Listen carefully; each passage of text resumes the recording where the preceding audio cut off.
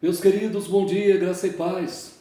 Colossenses capítulo 4, verso 2 até o verso 4 diz o seguinte: perseverai na oração, vigiando com ações de graças. Suplicai ao mesmo tempo também por nós, para que Deus nos abra porta à palavra, a fim de falarmos do mistério de Cristo, pelo qual também estou algemado, para que eu o manifeste como devo fazer. Quando Paulo escreve esta carta aos Colossenses, entre tantas coisas belas que ele falou, que os crentes deveriam viver, agora ele está falando que aqueles crentes e todos os crentes, todos os filhos de Deus, devem perseverar na oração. Paulo já tinha dito aos crentes de Roma que eles deveriam perseverar na oração, já tinha falado aos crentes de Tessalônica que eles deveriam orar sem cessar, e agora Paulo diz que a oração deve ser perseverante, deve ser insistente, consistente, permanente. Oração não deve ser apenas um ou outro momento, mas deve ser estilo de vida. Todos os dias, todas as horas, todos os momentos, devemos ter os nossos pensamentos diante de Deus para agradecer-lhe, para suplicar-lhe, para implorar a sua graça e seu favor. É o que nós devemos fazer. É a comunhão, né? É a comunhão com Deus. A oração deve ser perseverante. Você não deve orar apenas um momento e outro não. Jesus ensinou isso. E o apóstolo Paulo aprendeu de Cristo. Jesus conta-nos algumas parábolas e uma delas, que Lucas registra, é a parábola do juiz iníquo. O juiz que não temia Deus, não respeitava homem algum, e uma viúva chega para ele e diz: Senhor juiz, resolva o meu problema.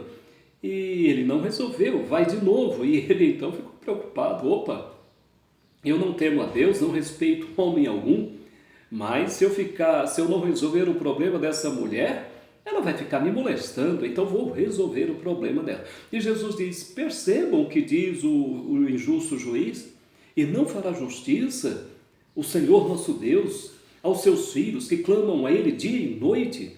Ah, Jesus diz: sim, claro que Deus vai fazer justiça ao seu povo. Meus queridos, a oração deve ser estilo de vida. Eu e você devemos viver uma vida de oração em tudo e em todas as coisas. Quando Jesus disse: vigiai e orai, para que não entreis em tentação, o apóstolo Paulo diz: orai sem cessar.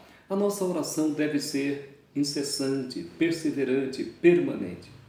E o apóstolo Paulo diz: vigiando com ações de graças. Oração e vigilância, né? São duas coisas que vivem juntas, que andam juntas, a oração e a vigilância. Meus queridos, precisamos disso. Vigiando, disse Paulo, com ações de graças. Precisamos ser gratos, agradecidos sempre. Bondosamente Deus nos tem assistido em todas as horas da nossa vida. E precisamos lembrar disso. Precisamos reconhecer isso. Mas o apóstolo Paulo agora, de forma humilde, mas consciente, ele sabe que seu ministério depende de uma vida de comunhão com Deus, tanto da parte dele, quanto os demais crentes orando em favor dele. Por isso ele diz: suplicai ao mesmo tempo também por nós, Paulo e seus companheiros. Suplicai ao mesmo tempo também por nós, enquanto os crentes da igreja estão orando em favor de suas famílias e seus filhos, devem orar em favor de seus líderes, em favor de seus pastores, para que eles sejam ministros do Senhor, falem a palavra de Deus, propaguem com clareza a Cristo Jesus, o Senhor. E ele então diz: suplicai ao mesmo tempo também por nós, para que Deus nos abra a porta à palavra, a fim de falarmos do mistério de Cristo, pelo qual também estou algemado. Paulo estava preso, mas a palavra de Deus não. Paulo estava preso, mas as portas à palavra ele queria que continuassem abertas para ele poder transmitir a Cristo Jesus, o Senhor. E ele anseia por isso. Então orem por nós, disse Paulo. Orem por nós, para que continuemos a falar dos mistérios de Deus, que é Cristo. E o verso 4 ele diz: para que eu o manifeste como devo fazer. Aqui, meus queridos, é bom sabermos que o verdadeiro pastor, quando ele prega a palavra da maneira que deve ser pregada, não é apenas no estudo em si da palavra. Ele precisa estudar, se esmerar nisso. É o que tem que ser feito.